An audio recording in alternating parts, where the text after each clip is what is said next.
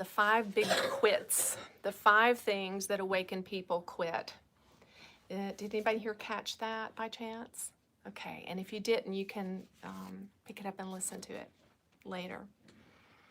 So we're going to finish up that tonight, and I'm going to review for those of you that missed it. But we'll start with first talking about what in the world is awakening anyway. So the topic is the 5 things that awaken people quit.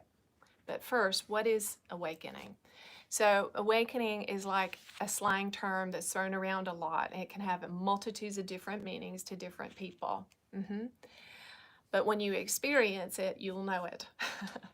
You'll know it because you'll feel like you've been woken up from a dream.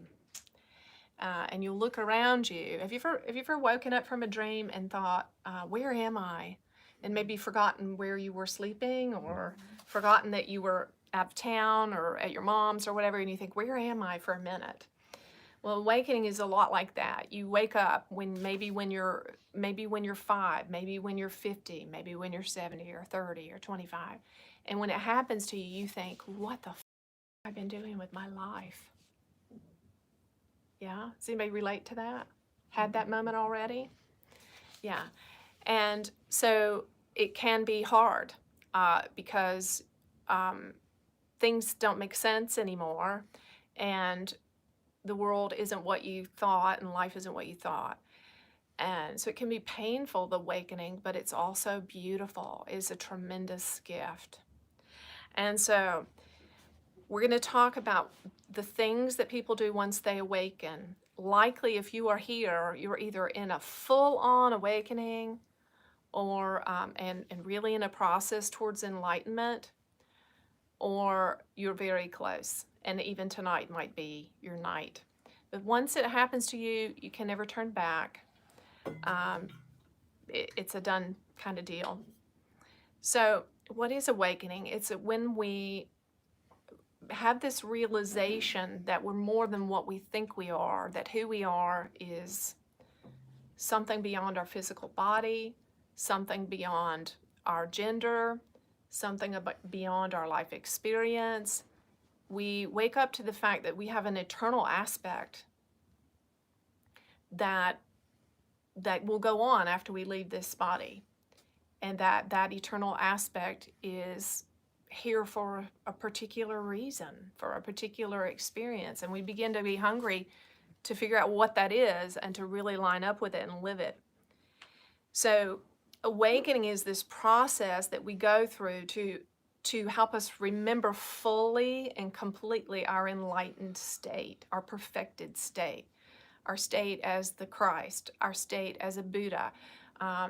We make so much of the Christ and the Buddha and Krishna and these different Muhammad, these different religious figures, but they really did not intend that. This is my experience and my opinion, is they didn't intend for us to build up these massive structures and thought processes and experiences around them. What they intended and desired is that we would be what they are in our own unique fashion, in our own individualized way. The beauty of the Christmas story is not just that the Christ was born in a very humble way, but that each one of us, every single baby that's ever born in the earth, no matter how low their circumstances are, has the potential to change the whole world through their inner light. And that's the story. Did you want to share something? Yes, another way of looking at that is when we wake up to the fact that we are not all those unconscious programs that we've been given by teachers and parents and doctors and everybody else. That's not who we are. That's just a bunch of programs that we've been given. We didn't even put those there ourselves.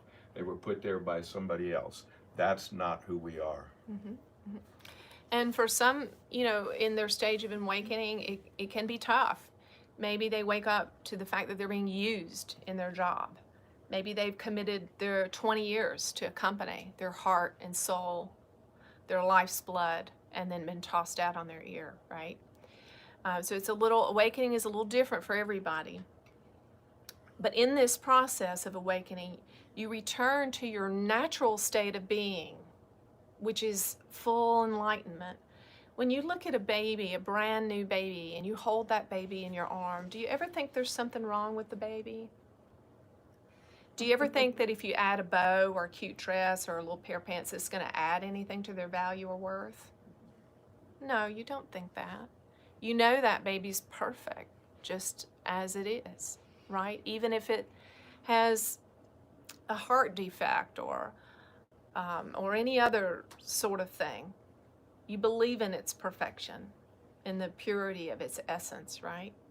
So enlightenment, awakening process is getting back to the remembering of that, the remembering of our perfection, our wholeness, our divinity, our eternal nature. So what are the three primary tasks that have to happen in awakening? And this is the whole reason why Judah does what they do and why Chuck and I are doing this whole work, is to help you through this process of awakening. Because without some insight and information, it can be more difficult than it needs to be. Judah tells this story often of my youngest daughter had a brother and a sister to watch growing up. They were teenagers long before she was. And she watched them do certain things and she thought, I don't think I'm going to do that. That wound up being pretty bad, painful, right? So she learned vicariously she didn't need to make those mistakes. Yeah? And so that's what Judah is sharing, and why we're sharing our process is to make things smoother, easier, less painful for you. You can learn through others' journeys. So the three things that happen in awakening that need to happen that we want to share with you to make your path easier, first of all, is to clear cultural and family conditioning.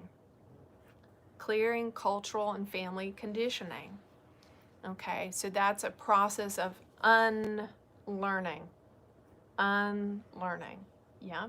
So when the baby lies in his mother's arms and drinks from the mother's breast, it doesn't think, I wonder what I'm going to be when I grow up. I wonder what I'm going to have to do to earn the air that I breathe and to have a roof over my head and food in my mouth. Babies don't think about those things. They just exist. They just breathe in and breathe out. They just give love. They receive love. But then we get conditioned, all of us. Some of it's good, some of it's bad. And we have to unlearn some of the conditioning that's holding us back. The second task of awakening is releasing the limiting subconscious beliefs, that things that we came to believe as a result of our conditioning. And I'm going to give you some examples. And the third task is we have to consciously commit to break identification with that conditioning on an ongoing basis. And the kids these days call that deconstruction, which is probably an accurate word, but it sounds a little harsh to me. It makes me cringe. I like to use softer words, gentler words. So what is the difference between, you'll hear us talk in this channel a lot about parts, ego, and subconscious beliefs. What are the difference between those things? Because they can get a little confusing. So our parts, we all have parts. Science and research are proving this, that most of us have around 200 parts to our personality. These are different aspects of our personality. And some people that have had a lot of extreme trauma can have upwards of 1,000 parts. So these are aspects that of our personality that are developed in response to life and what we experienced, and the more difficult ones are formed in response to traumas. On a literal level, what are they? Parts are neural networks with stored blocked energy in our brains. Yeah. And so these can also be childlike parts that can go back as far as in the womb, and they really need to be healed on a subconscious level, or they'll train wreck our happiness and our creation process. I have one of these parts. I'll just share one of mine. I share with her because she's, bless her heart, she causes me the most difficulty in my life. She's 5 years old, and she endured a really extreme trauma and violent trauma. And I didn't have any help. I was alone in this particular trauma. So this part, this little 5-year-old aspect, is very frightened and aggressive and terrified in some situations. So I know exactly what someone might say or do that would trigger this part to wake up. And then she's very present, and it's very hard sometimes for me to stay in my higher self, right, and calm her down. Okay, so we all have these aspects. So an easy way to think of this is we're all schizophrenic, not in the truest sense of the word, but and actually scientists began to understand this and discover that we're all this way by studying schizophrenic people. Okay. So we all have aspects like this. Have you ever been in a certain situation, a relationship, and somebody says a certain things, and all of a sudden you turn into this really angry, combative person, but that's not who you typically are? That's a part, okay? Or if you've ever been in a certain situation and suddenly you feel really fragile and really vulnerable and you just kind of want to go away and hide or climb into bed and pull the covers over your head, that is also a part. Okay, how do these parts form? They form in response to experiences that we have in life and also to ego conditioning. What is ego conditioning? It's the sum of all the imprints life has left on us, the things we've thought, felt, seen, heard, physical things, car accidents, people, places, things, ideas, political ideas, fights we saw our parents have, every sensory impression we've ever had from the womb till now has conditioned us in some way. We're always learning, you see. That's what we have to understand. We're always learning. Everything that makes an impression on us enters our being as a memory. So ego conditioning is like a program, a computer program downloaded into our being. Okay, so if you think about your phone, right, when you're an infant, you're like a brand new cell phone in the box with no apps on it at all. And then and that's your perfected enlightened state. And then as you move through life, these programs are downloaded onto you. And some of them are helpful. Some of them help you to cope. That, not all ego is bad. I'll give you a good example. When I taught middle school, we had 8th grade graduation every year.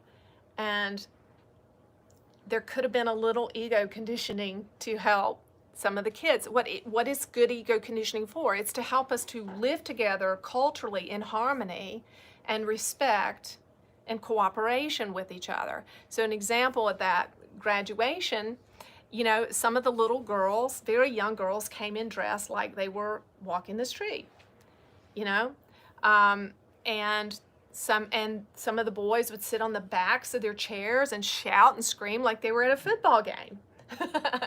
So, and they were at a graduation ceremony. So, if you went to a wedding ceremony, your behavior would be different than if you were at the football game, right? That's conditioning. And we need some of that, would you agree? I mean, if you stand up and shout obscenities at the bride, as if you're shouting at the football game on TV, that's not going to work out real well for you. Okay. But we do have a lot of conditioning that's not serving us.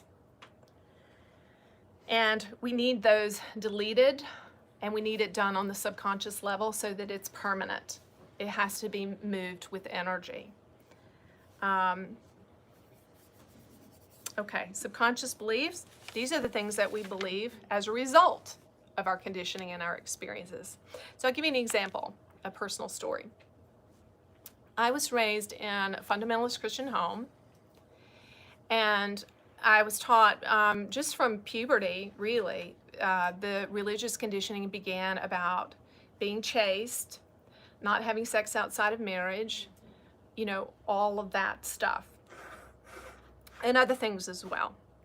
And all of this was done with very good intention, right? The best of intention for the understanding that they had. So that was my conditioning. And I even had, I remember having a youth group thing where we actually had to read this book, and then were kind of lovingly pressured into signing an agreement saying that we would never have sex before we got married. So we actually were, I was made a vow, a promise in my inner being, when vows are very strong, that I wouldn't do that.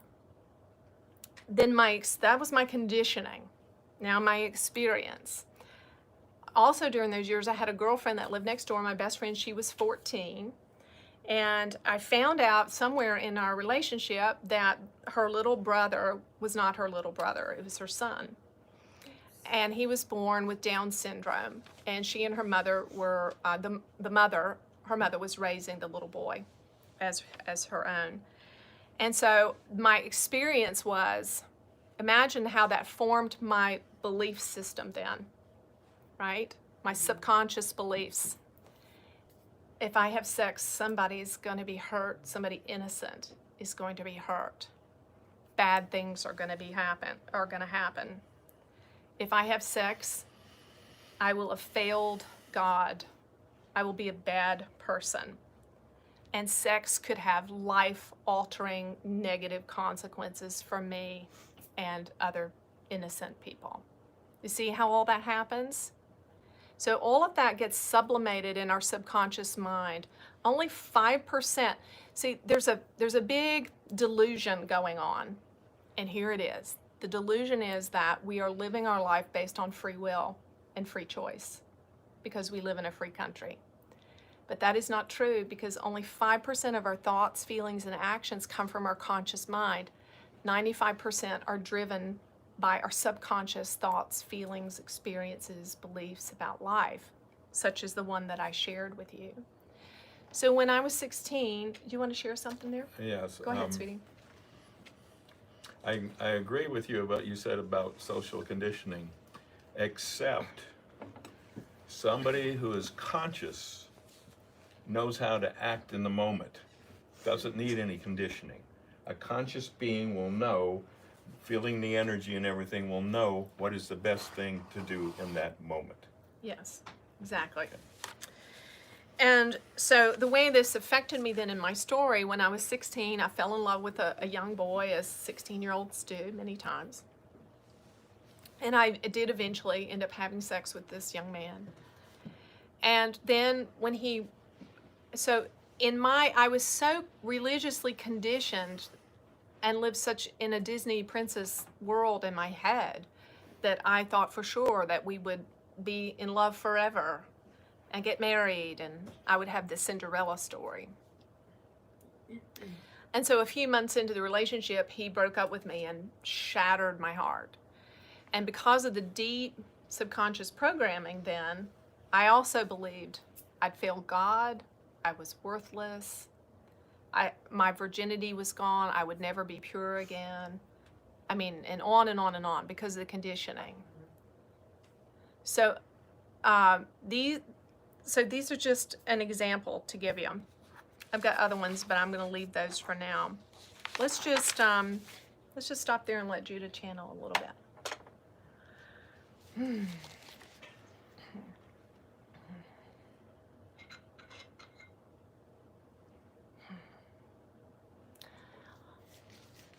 Yes, dear and precious ones, we welcome you all, and we are here embracing you each and all. And just know that every word that is said is carefully placed.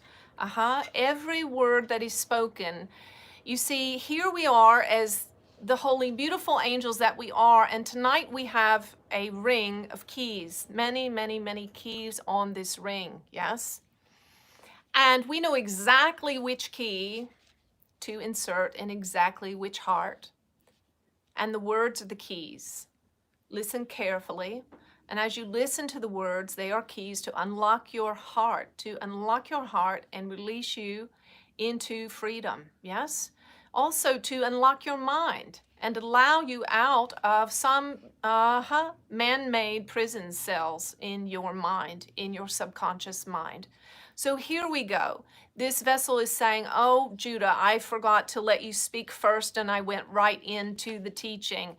Well, we're reassuring her even now that everything is spoken in exactly the right order and in the right fashion to unlock what needs to be unlocked and free you in exactly the area you most need to be freed. As a matter of fact, some of you have come in, there are certain issues, struggles that have been ongoing.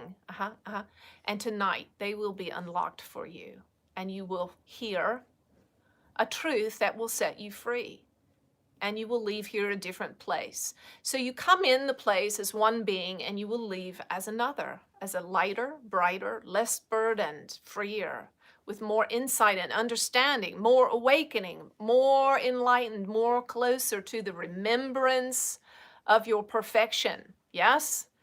And so we are delighted, yes, to be a part of this.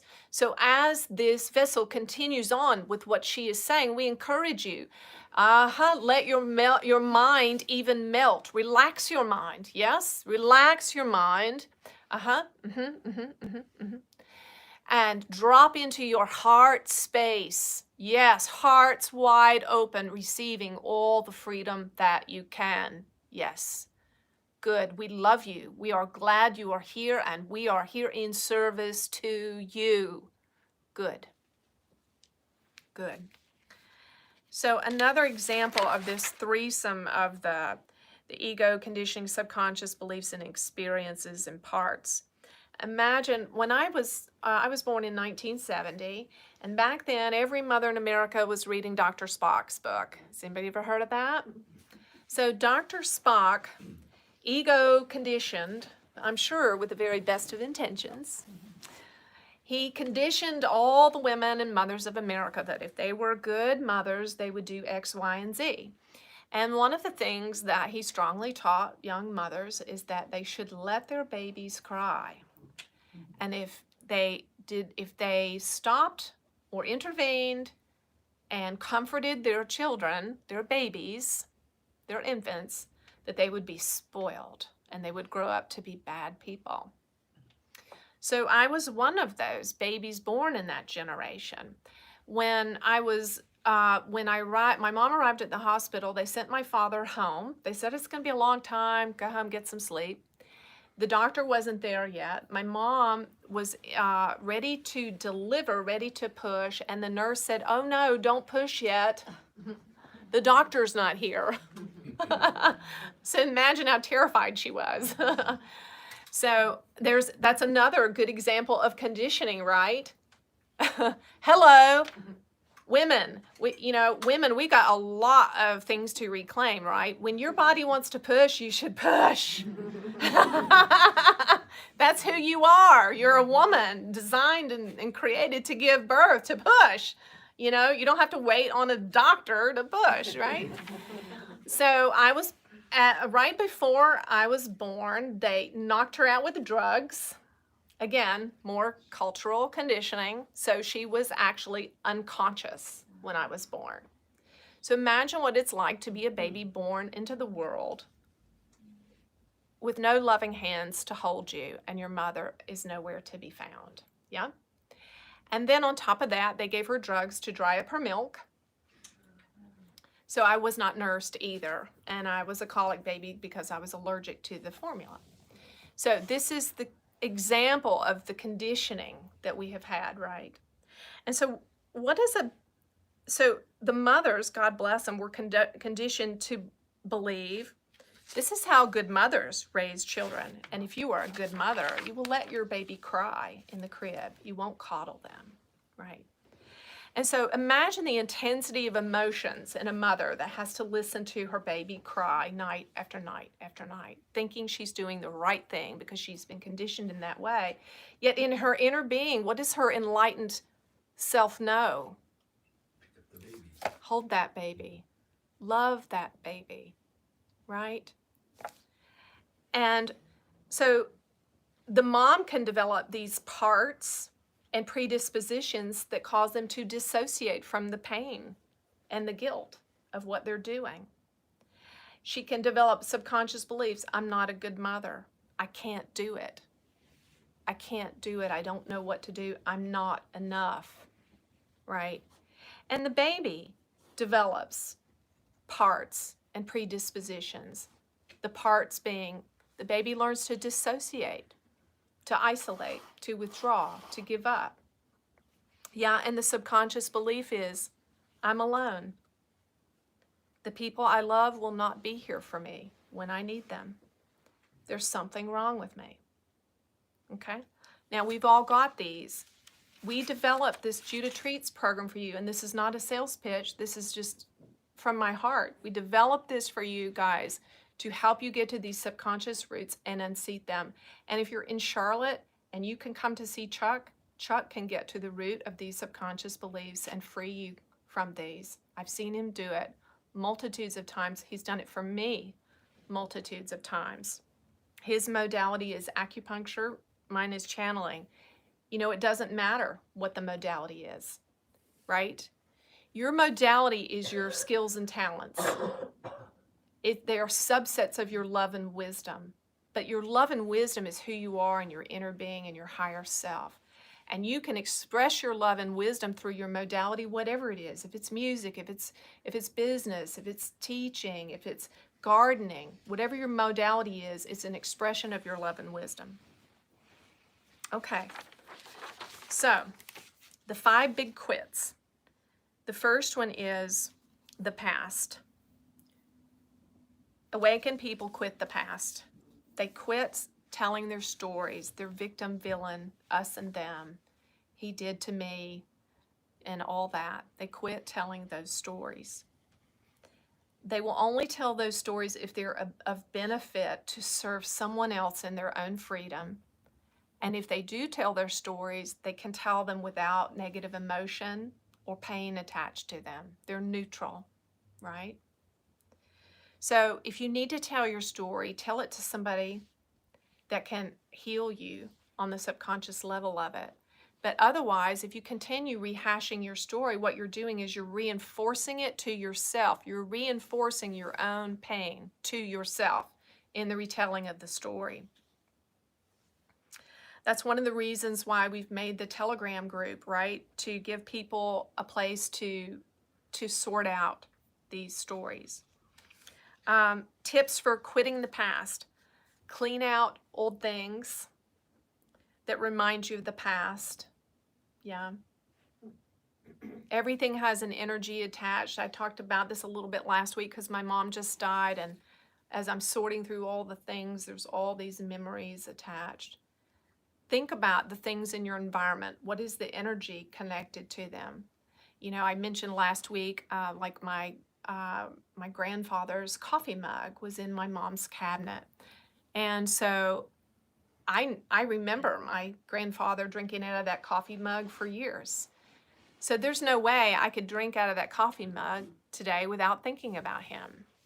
And that's a good memory, right? But understand that everything has an energy attached to it. Songs. Wow. Songs can elevate your frequency, or they can put you all the way back into a past memory with an old lover or heartbreak or any number of things, right? Songs are very powerful. Consider the frequency and the energy of those, and be careful about allowing them to suck you back into the past. A tip for quitting the past is work with a spiritual partner who will stop you when you're telling your story, your victim-villain story. Your victim-villain story about the traffic or your boss, or I don't know what it is. You know, we've all got them, right?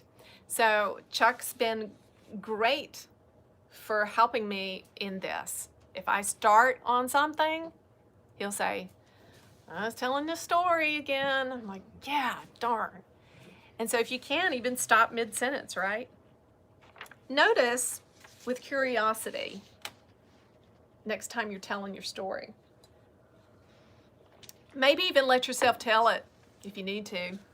But notice who's doing the telling. It's not really you, it's the ego, yeah? The ego is always the protagonist, and someone else is the antagonist. Yes. And so notice with curiosity, which ego role are you playing when you tell the story? The victim? You feel less than, under, vulnerable, unsafe, childlike. You feel like the victim. Or sometimes the ego will tell the story from the perspective of the persecutor, better than, over, the critical parent attitude. I know more than that person that did this to me, and whatever. Or the rescuer. The rescuer is the trickier one, and this is the one that, as a mom, I tended to play the most.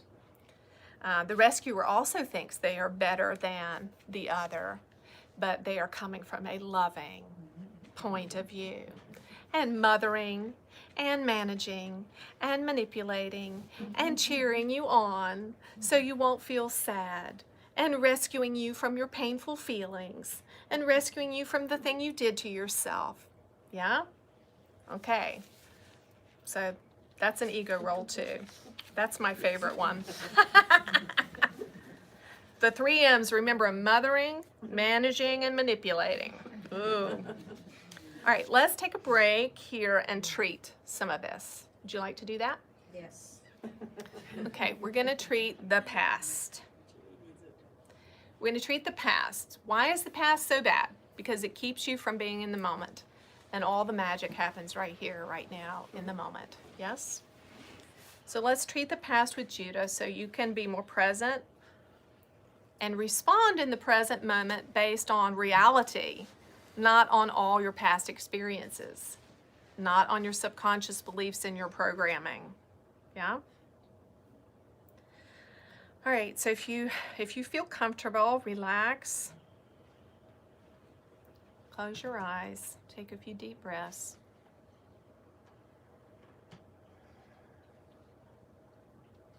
There's no right or wrong way to do this. Whatever pops up for you in your thoughts and emotions is a-okay. So when you think about the past right now, what comes up for you? Just let it come up.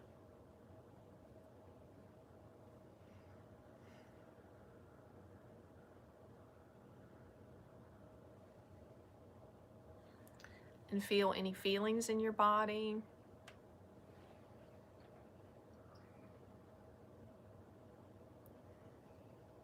Feel your emotions.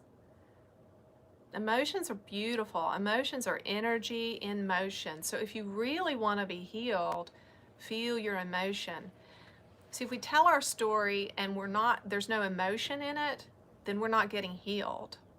If we can share our story once, beginning to end, with a loving person and feel all the emotion of it, then we can walk away free.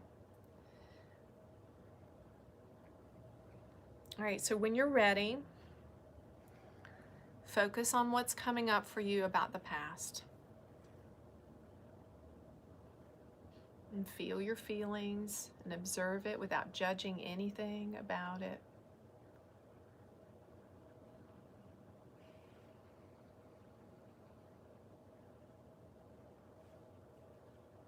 And now we're going to treat it.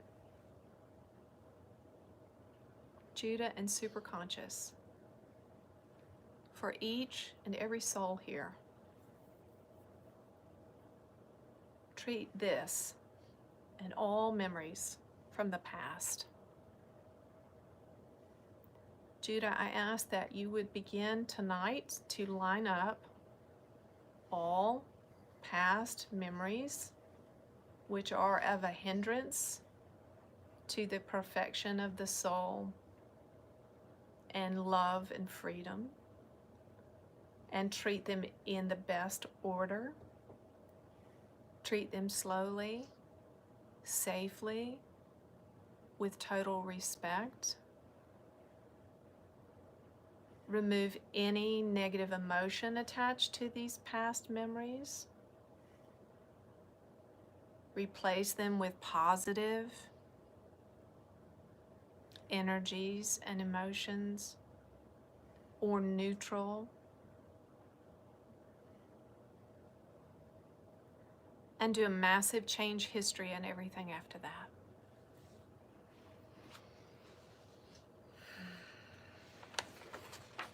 Good.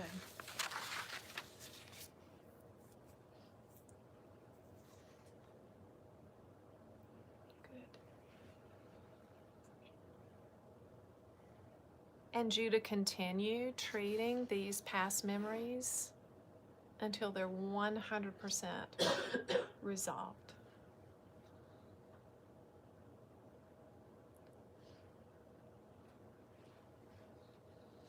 Good.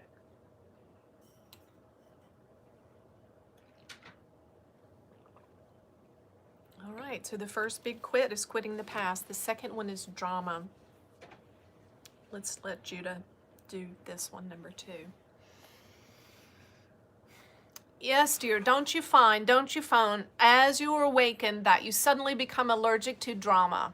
Drama is very distasteful. You don't like the conflict of the ego always needing to be right, always wanting attention, needing to be special, wanting to be heard. Yes, and we would say there's nothing wrong with being heard. If you're sharing your in your authentic self with a loving person. But the ego wants to be heard in order to be special and be right. Yes? And the ego is constantly fueled by vanity and fear and will drum up some sort of conflict. And when one conflict is resolved, it will simply create another, and then another, and then another, and then another. And this is the big deception of the ego. It will lie to you and say, well, if you'll just fix this, then you'll be okay. You'll be happy. You'll be satisfied. You'll finally be all right with life. If you just have this dollar amount in the bank, or this house, or if you just had that job, or that partner, and so on. And the ego is an endless list of wants and wants and wants and wants. And if it can't harp about that, it will harp about the thwarted wanting, complaining, blaming, criticizing because it's not being given what it wants. And the ego is a terribly cruel taskmaster.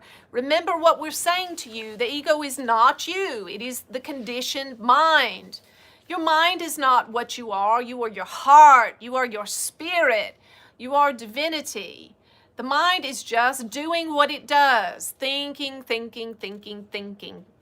Just like a tire on a car. Does it have any power of its own? Can it go anywhere by itself? But it will turn and turn and turn and turn and turn. And so the tire is a fool if the tire thinks that it is causing the car to go anywhere. Wouldn't you agree? Mm-hmm. And so the ego wants and needs conflict and drama. And just when you find some peace and meditation, just when you make some progress, the ego will think, oh shit. They're getting free. Now what will become of us? And it will begin to create some sort of drama in your mind, or use your mouth to create some sort of drama with the people in your environment in order to maintain control, because the ego really wants to maintain control of you. It doesn't want you to be free, you see. It's terribly afraid of your freedom and your love, your divinity. So wise, awakened people will avoid conflict and drama, not at the expense of the true self, you see. They will not de-self themselves to avoid a conflict, for that is simply more ego as well. So awakened people are not afraid of conflict, but they are not the instigators, and they learn to be observers of others' drama. Observe it, detach from it. Be neutral. Be neutral. Now, this is particularly challenging in your climate if you are connected to political wranglings, which is all 100% ego-driven conflict and drama on both sides. Are you listening to us? red and blue, both sides, endless wrangling, conflict, and drama, vanity, pride, and fear. Yes? Better than, less than. Better than, less than. Us and them. It's all ego. It is time for awakened ones to rise above this nonsense. Insist on love. Insist on purity. Insist on loving leaders. And so we will share with you what we have told this vessel. Do what you will, do what you will. You are free to choose. However, she does not watch the television, which is telling a vision of strife, division, conflict, destruction. Yes? Why would you give your attention to that? Because what is love? Love is attention. You would never be convinced that a parent loved a child if they never gave them any attention at all. Now, would you? Attention is love. If you love this country, pray for this country and love everyone that comes in front of you, red, blue, purple, or otherwise. Love them all. And refuse to be a part of the conflict and the drama.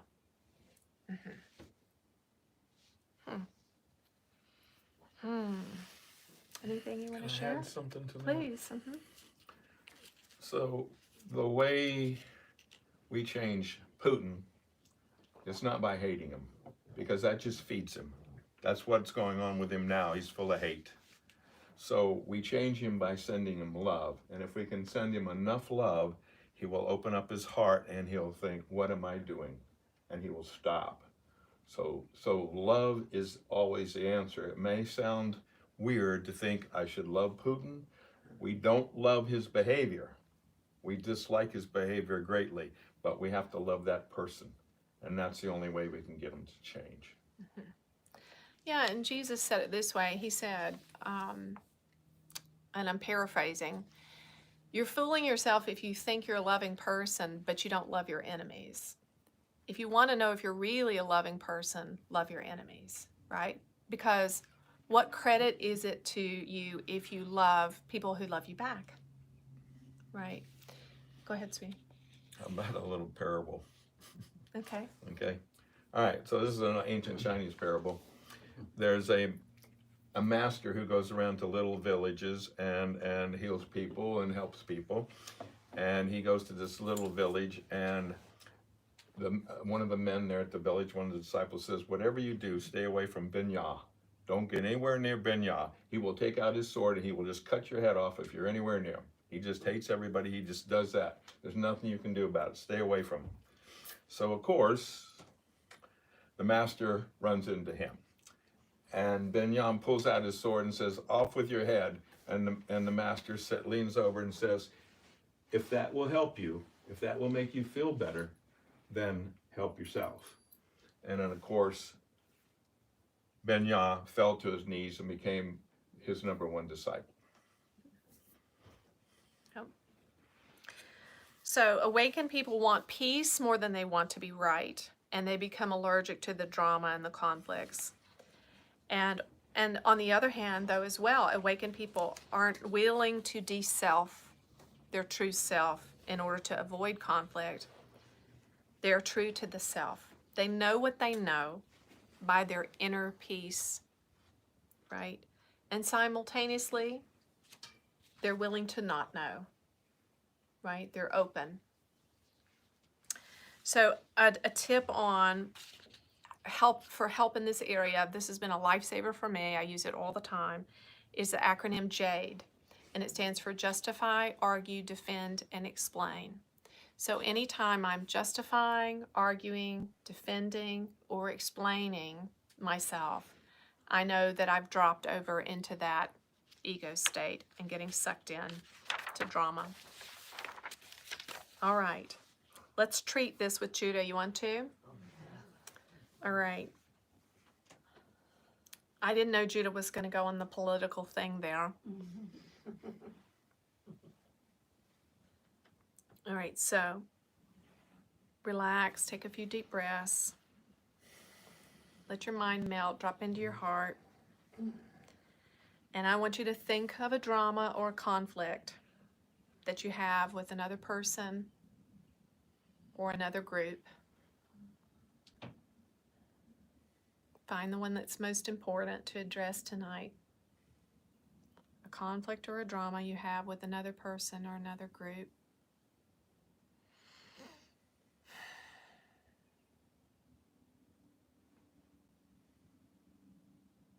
And when you have it in mind, just give me a little nod.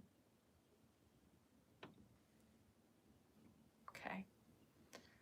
All right, and when you're ready, I want you to focus on what it feels like to be in this conflict.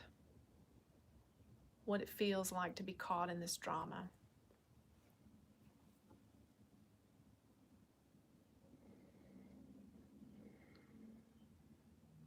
And just explore all the sensations and the thoughts and the emotions that rise, including any fears about what might happen if this conflict was revealed.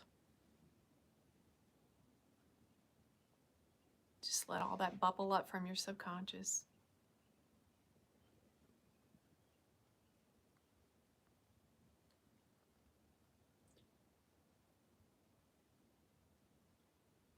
Okay, now we're going to treat it. Judah and superconscious, please treat all of this. All the memories, all the parts and predispositions associated to this conflict and drama. Treat it thoroughly, safely, with total respect. And then do a massive change history and everything after that.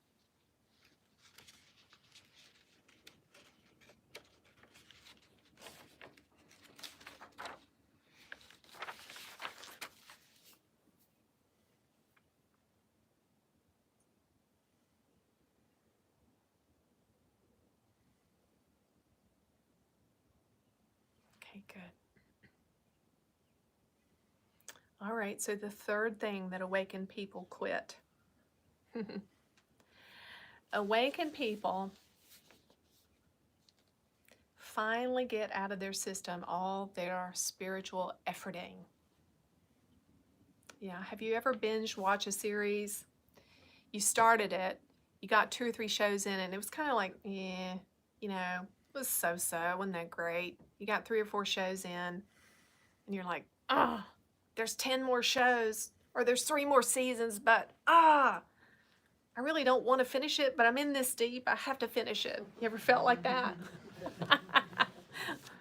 This is kind of what the spiritual ego or spiritual efforting is like for awakened people.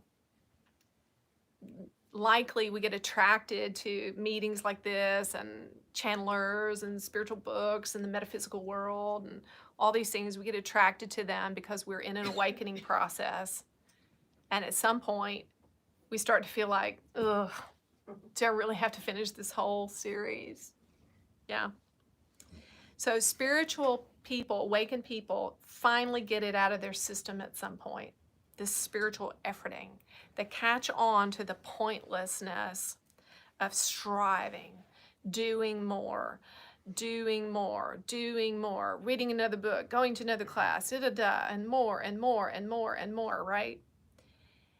And they wake up to the emptiness of repetitive spiritual practices and efforting that really isn't changing them on the inside or fixing the big ones, the really painful stuff like the sausage making I was talking about earlier. So the Buddha was a great example of this. As the story goes, for 6 years, he was on this spiritual path, seeking, doing all the stuff that they did back then, you know, fasting and wearing the robes and all the stuff doing all the stuff. 6 years of this. And he finally was like, what am I doing? What is this all for? This is pointless. And he sat down under the Bodhi tree and he just gave up on the efforting. And guess what happened? He became enlightened. Yeah. So was it instantaneous?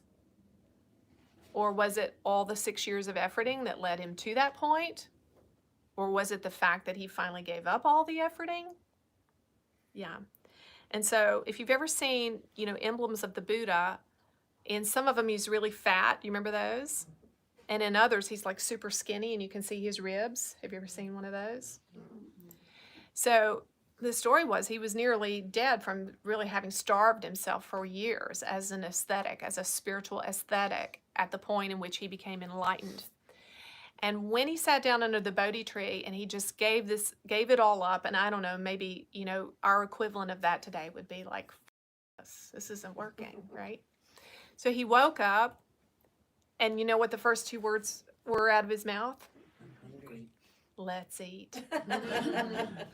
Yeah, let's eat. So at some point in your awakening process, our spiritual ego is one of the last things that we really have to sort through, and it's a tricky one because the ego is really self-righteous and it's hard to detect. And so the ego will create a shinier, better false self, a spiritual self, a guru self, an enlightened self, yeah, because that seems to be more acceptable than our bad false self that we're leaving behind, supposedly, right? So the spiritual ego is tricky, and it will manifest as vanity, thinking that you're more spiritual than other people, you meditate more than them, you know more than you're more disciplined, all of that stuff. So in our process towards real enlightenment, at some point we recognize this is another trick of the ego. Now, here's how you recognize it. It's underpinned by a fear lie.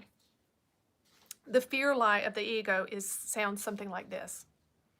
If you work hard at being a better, more spiritual person, then finally you will be okay, worthy, lovable, enough, or finally comfortable in your own skin. Does anybody relate to that? Yeah. So realize that being human and having a human experience is its own reward. And that trite little thing we say a lot, the joy is in the journey, but really it is, right? If you're doing any sort of spiritual practice, going to church, lighting candles, meditating, doing yoga, if it has no life in it for you, if it's not giving you joy, if it doesn't give you energy, if it doesn't bring you into a peaceful place, drop it. Just don't do it. Just don't do it. I remember when I was a little girl, my mom would take me to church, and every Sunday I would have a headache, a really bad headache. And I wish that someone in my life had been intuitive enough to understand that if it was giving me a headache, I shouldn't go, right? So awakened people, as we get closer to enlightenment, we become courageous enough to dump or separate ourselves from any spiritual practice or group or course or channeler, or I don't know who it is, that is not effective for us, and it doesn't give us any life force energy. Yeah. And really spiritual people understand that just being a human being is what it means to be spiritual. We are God in a body having a human experience, and everything is worship. Everything is worship. So how do we quit the spiritual ego stuff without totally falling off the wagon or being harsh with ourselves? Yeah. Because then the spiritual ego will tell you, well, that was just your spiritual ego. The spiritual ego will tell you that, which is more insanity. So just enjoy spiritual practices and learning, right? Use them to help you keep your frequency high. And keep your vibration up. But remember, it doesn't add to the perfection of who you are. You're already whole. You're okay, exactly where you are. The ego mind will always tell you there's something missing, you need a new insight, there's some information that you don't have that you need in order to be okay, and that is not true. Take breaks from spiritual work. If you're really intense and really into it, take some breaks. Have fun. Enjoy your human experience. Strive less, rest, and meditate more. Laugh at yourself. Laugh at your ego. Laugh at your spiritual ego. Osho is said that the Buddha said at the end of his life, his last words were, "Be a light unto your own soul." And Osho, Chuck's our guru, said, the Buddha may have said that, but when I die, I'm going to say, "Be a joke unto yourself."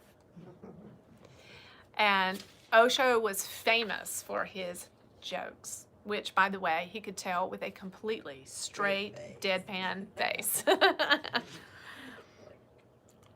Never, ever, ever stress about your spiritual process. Inner stress is always the voice of the ego. And, yeah, let me see if Judah wants to say anything about this.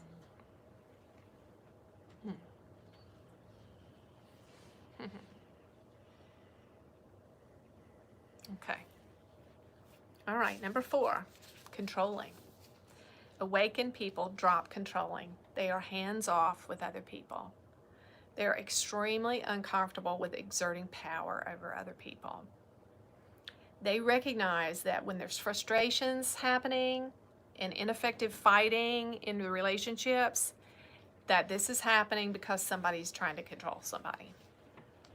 Yeah. And they realize that forcing change on somebody else is a violation of their free will, and that it is a spiritual crime. It's a spiritual crime because it denies trust in God for the other person's process. Trust in God and trust in angels. Yeah. So understand that people will always resent being controlled. They will always resist being forced, obligated, or guilted into being or doing something they are not. So if you really love someone, you will free them completely to do what they want to do. And if you are really hands-off with someone and you really let them do what they want to do, then you will have the privilege of seeing who they really are. And then when you see who they really are, then you can make a better choice about how you want to relate to them, or if you want to relate to them in a relationship. To control is to take away another person's freedom, and without freedom, there's no love. And one of the things Judah said in our tongue lashing this weekend was love, freedom, and respect. And I'll be the first to say I have a long way to go in this. A long way to go. Yeah. So to love someone is to give them total freedom and also to respect their wherever they are on their path, even if we feel like it's dangerous for them or wrong for them or they're unconscious or they're hurting people, right? But that's not our business, yeah? So awakened people mind their own business. They focus on their own emotions and they focus on what they can learn in any given situation. And I made some copies for you guys tonight and left them downstairs if you want to take one of a document called the Spiritual Partnership Guidelines that has been a standby for me for many years. So awakened people stop making demands of others and they release them from any sense of obligation, and they continually surrender, which is the opposite of control. And how do you surrender? It's a tough one, yeah, but we're going to do a little bit of it here together tonight. And I'll give you a little something that you can actually use when you're having trouble letting go. Tips for quitting control. Recognize, so here was the big one. Here's a part of my story. Years ago, a girlfriend said to me, we were in a little conflict about something. She was my best friend. She said, "You're just so codependent." I was like, oh. And I was in my early 20s probably at the time, and I had heard the word, but I didn't really know what it meant. It was kind of before that whole thing came on the scene really big. But I had the good sense to look up this word codependent and to figure out what she was talking about. And when I got that first book on codependency and I read it, I was like, oh shit, I really am really, really codependent. She was right. It was really a gift that she told me that. Really a gift. And for a long time, I beat myself up about it, you know? And then I finally got free some years in, and this is how I got free. I began to realize that whenever I'm controlling, it's because I'm afraid. And so when we're controlling, if we can see that we're afraid, and we can stop and love ourselves and nurture ourselves and give ourselves what we need in that fear, then we can let go of the controlling. So fear is a liar. That's what we have to remember. Remember, Judith told it. Let's let Judith talk about it. Yes, this is what we want to talk to you about, dears. As we've said many times, every moment of your life, every single moment, you have two choices to make, either to love or to fear. Yes. So when you feel afraid, lean into fear. The fear is actually a doorway or a gateway, a threshold you can step over into love. Yes, so when you want to control, yes, understand there's a part of you that is afraid. And can you love that part? Yes, because loving yourself is not just loving the lovely parts. Yes? What will you do when you are old and wrinkled and decrepit and someone else is changing your diapers? How are you going to love yourself then? Love yourself. Do you hear what we are saying? Don't just love yourself when you're young and strong and beautiful and competent and talented and everyone is fawning over you because you've done something right. You must love the dark, dirty, deep, secret parts that are painful. Yes? Love the sausage making, as this vessel spoke to you about earlier. Yes? Love yourself. So when you want to control, don't beat yourself up about it. Just tell yourself the truth. Oh, crap, here I am. I am controlling. I must be afraid. What is it that I'm afraid of? What is it that I'm afraid of? And love yourself in the fear.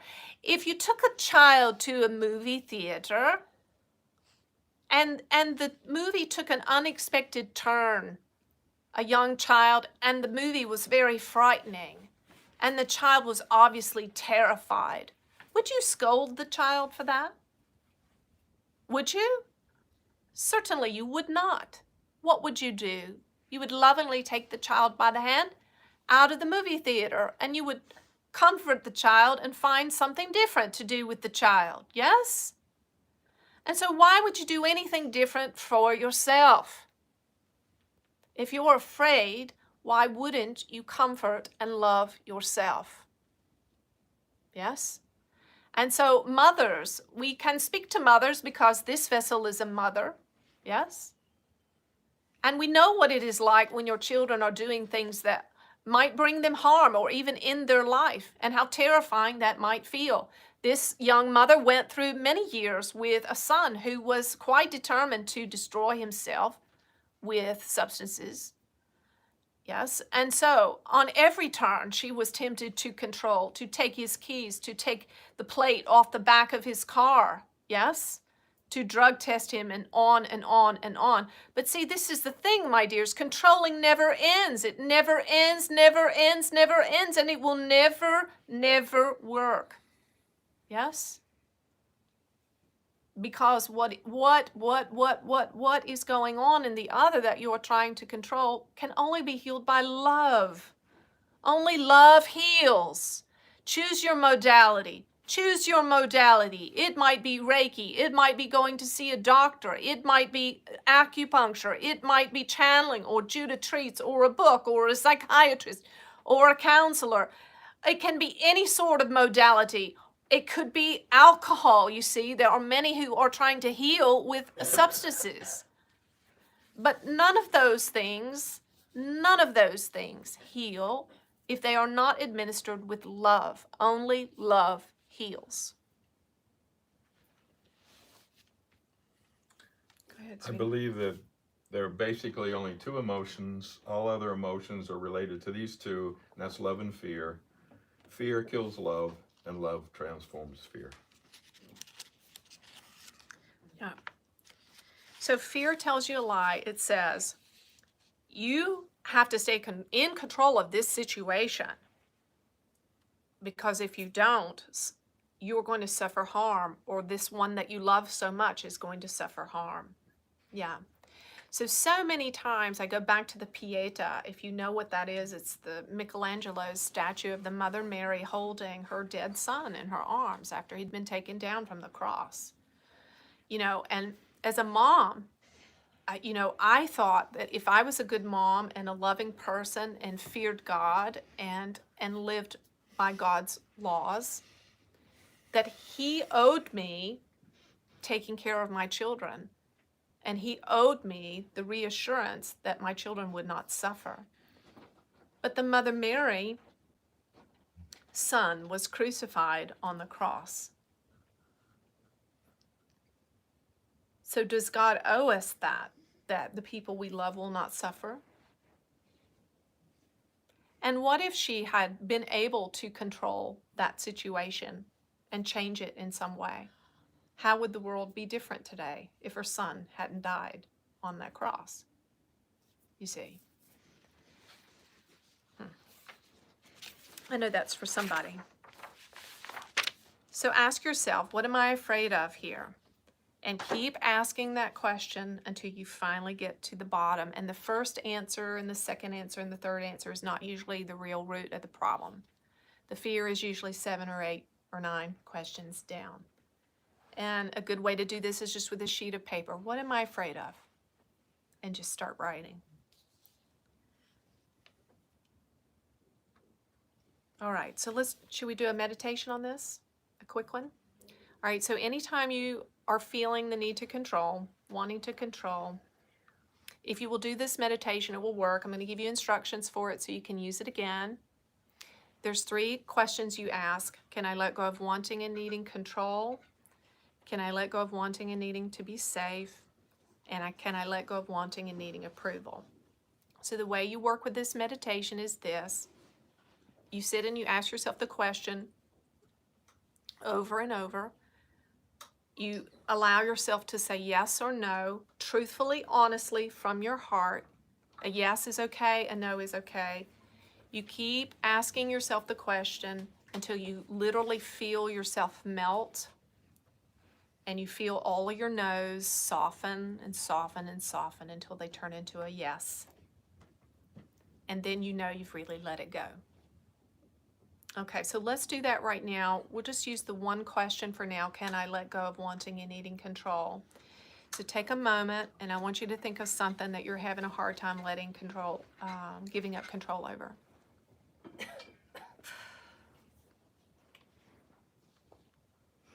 And when you have the topic in mind that you want to work on letting go, control over, just give me a nod.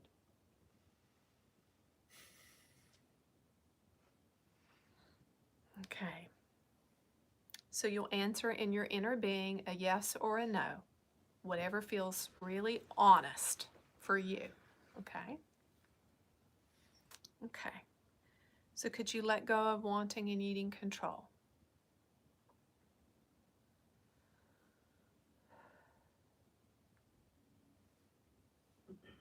And could you let go of wanting and needing control?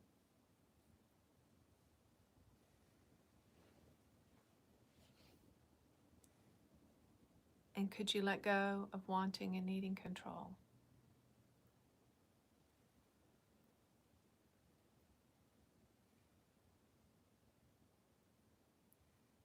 And could you let go of wanting and needing control?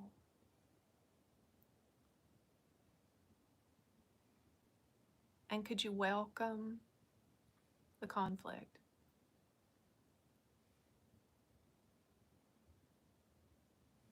And could you welcome the fear? It's just an energy. It won't kill you. Can you welcome it? Can you allow it? Can you feel it in your body?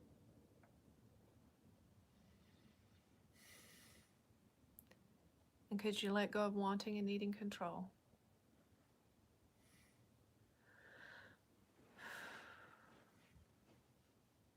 Good. All right, now I want to work with Judah and treat everybody here for fear, okay? Judah, I ask you to tag and treat all fear and all lies and all fears at the root, at the bottom of wanting to control. And I ask you to clear it in every realm of time and space, in all densities and all dimensions, all realities and frequency bands. I ask you to cleanse the story of every soul here from all fears. Now, what we're going to do, if you want to, we're going to break agreement with fear. Because what we have done on a soul level is we've made a deal with fear. We've made a deal to be friends, to be in an alliance with fear in order that it will protect us and keep us safe and protect those that we love and keep them safe. If you understand that, give me a nod. If you see that, if you feel that. So we have to break agreement with fear. We're going to do it together because fear begets fear. Dogs have puppies. Chickens have chicks. Cats have kittens. Fear begets fear. Fear will never keep you safe. It will never keep those that you love safe. It won't protect you from cancer. It won't prevent your children from dying. It won't prevent your partner from leaving you. It won't keep your partner from cheating on you. Fear will only give you more fear. So we're going to break our agreement with it now. So what I'm going to do is I'm going to say out loud 3 times a phrase to break agreement with fear. And if that's what you want, give your conscious agreement and your energy to it and repeat it with after me to break fear. Okay? All right. I break any and all contracts and agreements with fear.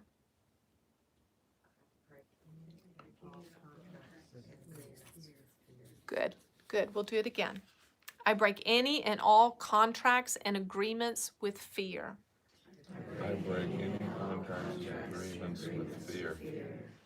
All fear. All fear. Known and unknown. Known and unknown. Seen and unseen. Seen and unseen. In all realms of time and space. In all realms of time and space. In all densities and dimensions. In all densities. All realities and frequency bands. All realities and frequency bands. And I break them now. And I break them now. We're going to do it 2 more times. Feel it and put your energy into it, okay?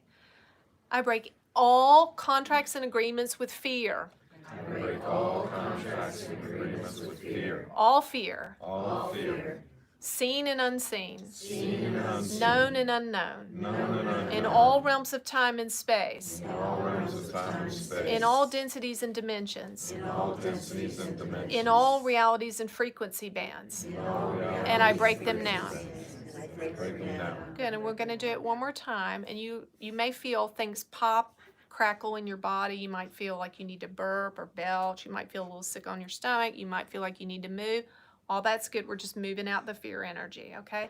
And I also, before we do this last one, I just want to say, Judah and Superconscious, we treat all fields and all attached fields, generational fields of fear, and send you back to the source with all love and light and out of this building. Okay, last time. I break all contracts and agreements with all fear. I break all contracts and agreements with all fear. Known and unknown. Known and unknown. Seen and unseen. Seen and unseen. In all realms of time and space. In all realms of time and space. In all dimensions and densities. In all dimensions and densities. In all realities and frequency bands. In all realities and frequencies. And I break them now. And I break them now. Great. Very good. Okay. last couple ones. Judging. Yeah. Awakened people become really uncomfortable with judging. Really uncomfortable with judging. Judging is something that the fear-based ego does to maintain power when it feels threatened. Yeah, so controlling is one and judging is another. And when we want to control others, it's because we're judging that we know better, right? And we know better than God, than the angels, and we know better than the other person what's right for them. So judgments are based on the ego's need to be right or better than. And so this concept of non-duality was really, really difficult for me. And Chuck has said to me millions of times in our relationship together, don't judge it. Don't judge it. There is no right or wrong. Well, I had really heavy conditioning as a Christian against non-duality, that there is a right and wrong. There's the 10 Commandments and there's all the laws, right? All the laws, hundreds of pages of them. And I read those, the Bible cover to cover, many times. But if you look really closely at what the Master Jesus said, the religious people, the one with all the rules, the judgy types, came to him to try to corner him, to get him to say something that would trip him up or expose him as being a fraud in front of all the people that were following him, right? Following him because of his energy and his love.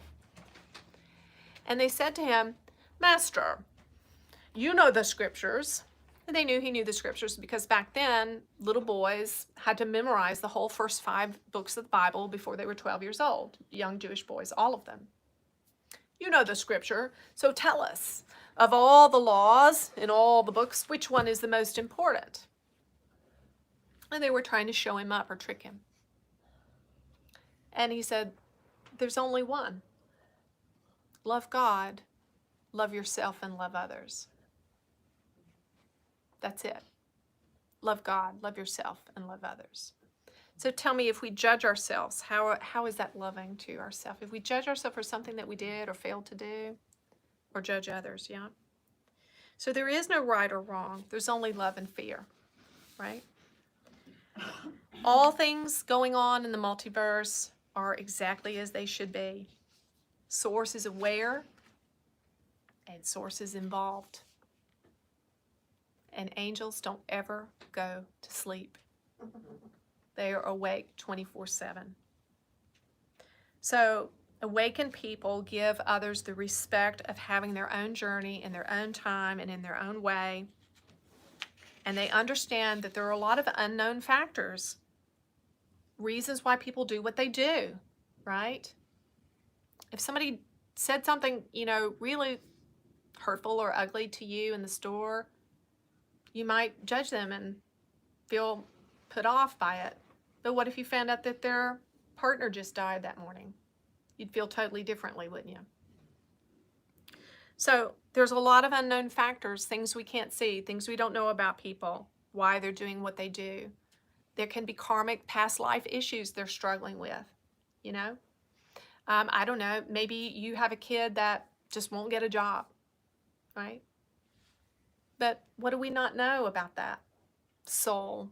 Maybe they were enslaved in many lifetimes. Maybe they had harsh taskmasters.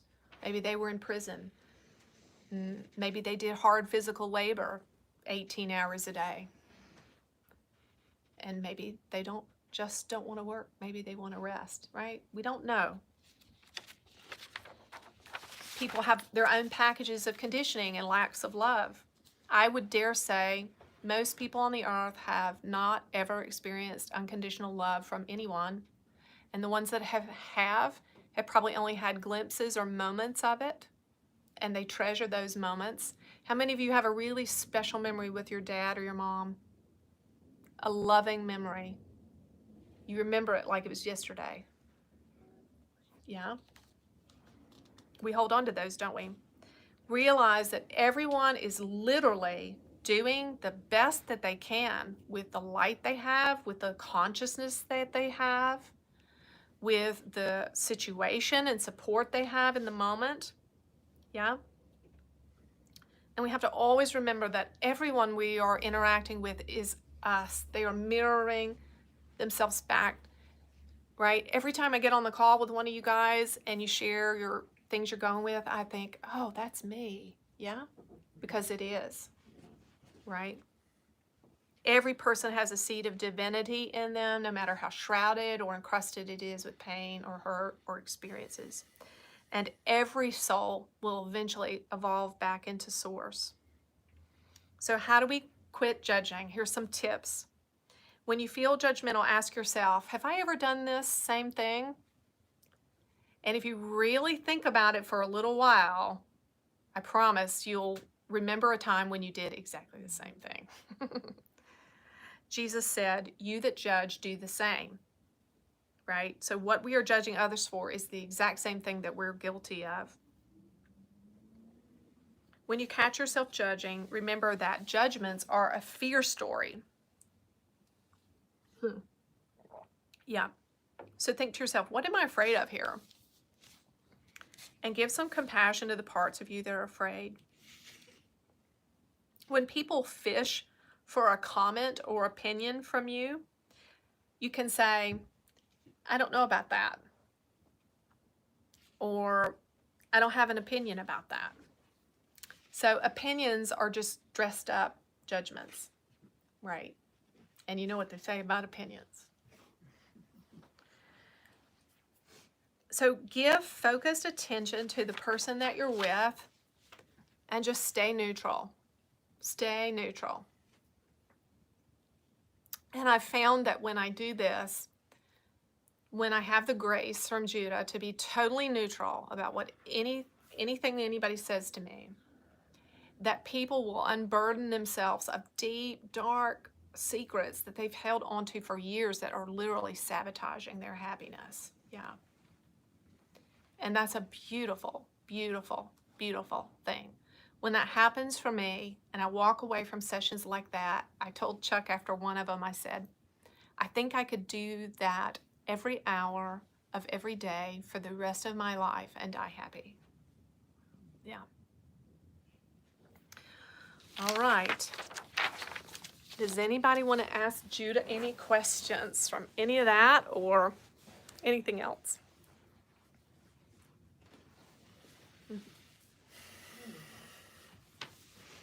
You guys okay out there? Did it get too intense? Or any questions from any of us? Either you or I. They can Yeah. ask questions to us. I have one. Yeah. Does the coming eclipse have any significance? Sure. That's what I asked in the channel last night. Yeah, we'll channel Am I about gonna get that. chewed out? No. Chewing out is only for the home folks, not for the guest. That was a little bit of sugar after the bitter. All right, let's let Judah channel about the eclipse.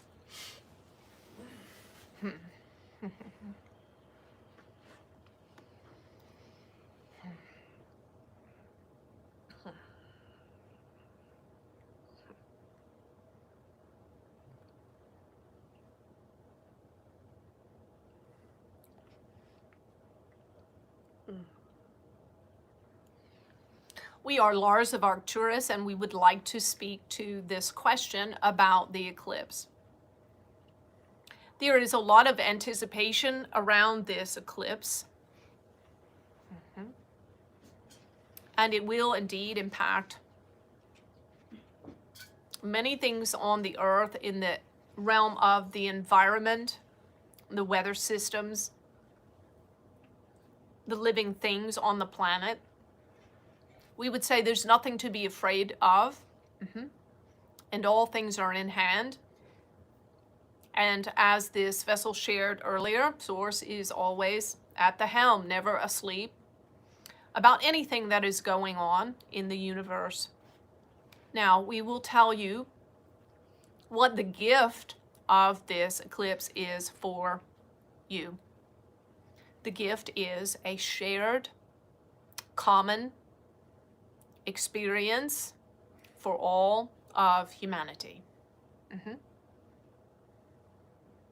a shared common experience for all of humanity, which is delightful and you are inquisitive, attentive, anticipatory. How beautiful is it that everyone on the planet at one time can be in harmony, in this anticipation, curiosity, wonder, attentiveness. This is the power of consciousness. The power of your consciousness is to focus your attention. When you have focused your attention, you have harnessed your consciousness. When you have focused your attention with intention, with a loving intention, with an open and allowing attention, then you are facilitating high consciousness. And so this is the gift of the eclipse, is the focused attention and intention to behold a wonder of God. Yes? A wonder of God who holds the planets and the stars and the earth in space and never lets them fall from their orientation. And what could be more magnificent than that? And so enjoy and be a part of the universal and global attention and harmony of the day. And then allow the moment then to inspire you to dream about unified, global attention and consciousness and the powers of divinity that this can release when all humans gather as one family, not separated by borders or language or ideology. Yes? But simply united in their attention. Which this vessel told you earlier. Your attention is how you express love. And we thank you for your question, dear one. Yeah, I remembered before Lars started, it was last night, it was Lars who was coming through. It was the night before that Judah laid the hammer on us.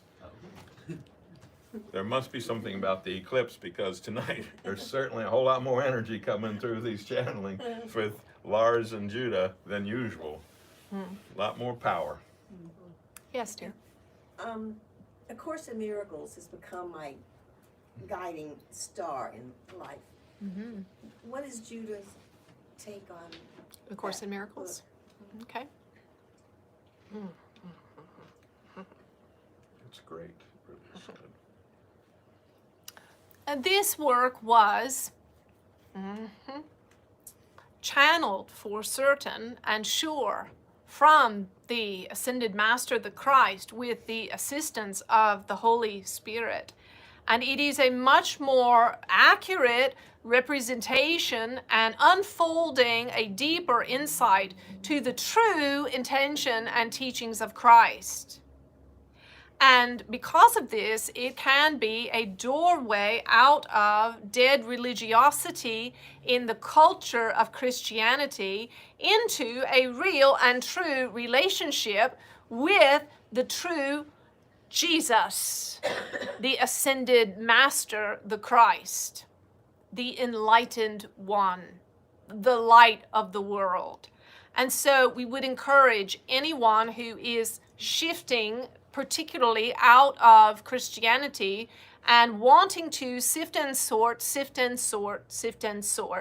to find what parts of the Christ are true and guiding for them. This work is an important one. This work can also be transformative for anyone because it is a very highly enlightened text. We would say it is more enlightened than the current scriptures of today, because the current scriptures have devolved and many of the accuracies of them have dissolved over the many centuries of time, whereas this work has not undergone the dismantling and interrogation and paraphrasing and revising that scripture has endured. One of my favorite sayings in the Course is, it's not abnormal to have miracles, it's abnormal not to have miracles. Thank you. I think it's a beautiful spiritual journey. I mean, I think anybody that chooses that for their path will be very transformed by it, for sure, yeah. I'm glad that you found it. Anybody else have a question for Judah? Can you do a little light language? Sure. Do we want to set an intention for it? Or an ask for it? Or I can ask if Judah has something in mind. Anything specific you can think of? Okay. All right. Yeah, let's do that. And then after that, we'll turn on the music, and I'll just give a shot of energy to anybody that would want that. And if you feel that you want to go at any time, you're welcome. But it gets pretty fun in here, doesn't it? Yeah. We have some good times. And sweetie, if you want to put your hands on some people too, that would be cool. All right. All right. And who's my, you get, yeah, as soon as I finish this light language. All right. Yeah, Dave? Oh, okay. What were you going to say?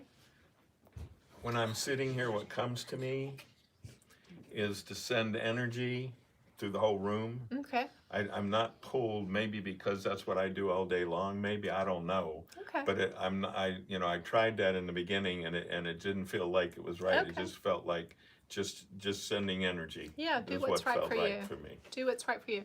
And when I do come around, if you would prefer not to be touched, that I totally respect that. It's not an issue at all for me. You will not offend me. You can just, kind of put your hands across your chest so I know that to pass. Okay. I'm sorry, what was the intention again? With the light? We'll just let Judah set the intention. Okay. Does everybody know what light, Just explain. everybody knows that? No. Okay. Good. So it's a language that every spirit, whether it's angel or ET or your soul, knows that language and knows what it means. So the vibration of it, everything is vibrations. And so the vibrations of the words are the same vibration of what that word means. So if you want to get the most out of it, try to relax as much as you can and feel the vibrations. Remember, everything is energy. How do you hear? Energy. How do you see? Energy. How do you smell? Energy. Everything is energy. We pick up everything by the energy. So if you want to pick up the vibrations of love or whatever is being sent at the time, then try to just relax and see if you can't feel your body vibrating. Mm-hmm. Yeah, thanks for that, Chuck. Yeah, and just to explain, since there are some folks that really haven't encountered light language before, it's my understanding that it's angelic language, just like we each have our own languages from wherever we come from. And it's a language of heaven, and as Chuck said, it contains energy. So the way Judah broke it down for us is, you can imagine, like, if, let's say, you wanted to learn about I don't know. Let's say you wanted to learn about Sex. yeah, of course you do. Who don't want to learn about that? Let's say you wanted to learn about the tectonic plates, right? So I could say the word tectonic plate, yeah, but that's not everything you want to know about it. But you could go to the library and you might find a few books about a tectonic plate and learn a whole lot more. Or you could go to the Library of Congress and you might find many books on it and learn even more than that, right?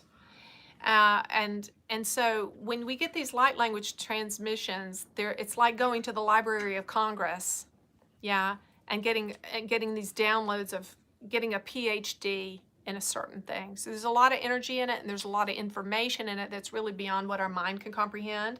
And part of the purpose of a light language is to get you to unhook from your mind, because you're not hearing words you understand, so you can get out of your head and just receive the heavenly information as a full download, you know, the whole Library of Congress, right, instead of just the word or the phrase. So for those of people who have never had a download or don't quite understand that, what happens to me when I get it is there's kind of a weird kind of clicking sound in my head, and it goes on maybe 15 or 20 seconds, and then all of a sudden I know everything about what that topic was. And so yes, it's our brain is a computer, and we're being programmed, and that's what we're doing. Now, one of the things you want to be careful is if you're asking for programs, be very, very clear on the program that you're asking for. Make sure you're asking for a program that's for your highest good, because you can get not so great programs too. So. And there are people who get downloads like this in situations of channeling that, let's say, have never played the piano, and then after they get a download, they sit down and they can play beautifully. So this it's an actual skill that you can learn to tap into the quantum field and pull out information. Edgar Cayce used to get downloads. He was not doing well in school at all, and so he was a very famous prophet and healer.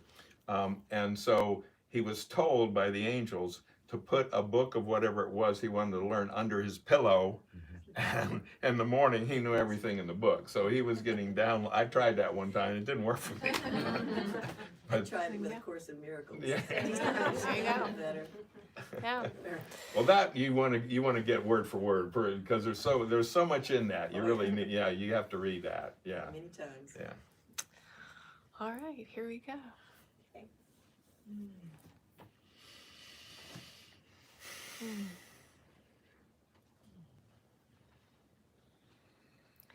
Iriato te oriata verete ostenavate. Kibola la faele riata le ne usta male veotomba. Kumba helpora de te ala iste ne kita. Ora de te. Ula velele otona este anahiatumba. Kiamo leo valai lela heno iste. Kuretia varetio to este namadea te. Ukidurate sto tekarai te iste etike a ruto usta andagai. Diste de gidi diata da kare de diste de gidi di dioto dot gonta da kadaiste de gai bete. Utai be bambuste enteka usta de iteka urete a. Usavitør iste de gehata de höste de hateka ha. Rite onta kiste ite onta kiste oroto sututu. Arete este te ho katai. Utehe ostana da hayoto. Kyoho ataheshete otakabaste. Dioto hoshi divishti istikainte iloto onakaveste. Put your hands on your heart and take a couple of deep breaths. Hero ishte eredede. Oh, rata da da da da da shte de de de de. Oroto rototo shite ha rete de de de. Oroto shite ha yete hataka hashte. Oroto ishte indika usta ashte. Yes, yes. And may your heart be open, open, open, open, open, open to life, open to love, open to life, open to love, open to the truth. Ishte e tukushte e ta rute utaka ushta ataka a rete dekehe te ashte ekedai. And may all love and wisdom and insight that is needed for you right now at this time be yours. It is yours, beloved. It is yours. Ishte eteke, iti ishte. And wisdom and love and insight are your inheritance as a child of the Most High. Ishte etike, urutu ishteke I etike I. Isto ishte uku yana ishteke te ustai. Isovoto, isovoto hoshte, ishototo hoshte. And you may feel your heart starting to burn. You're in your chest area. Ishte etike. And if you feel that, just say more, please. Ishta utike ushte titi ushte tetike urata. And let the fire increase in your heart chakra. Let it increase and increase and increase. Ishte eteku. Urute ishtekete. Eredete ishtekete. And Judah, please give everyone here an increase of your presence and the loving presence of Source and angels, and an increased connection to their guides and angels, and increase their auric field.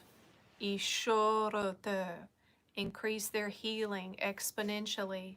Iroshtorote, increase their mm, mm, mm, mm, the magnificence of their higher self. Ishte ete ratakeshte. Ruta ishte ukaratata. Good, wonderful. So one of the things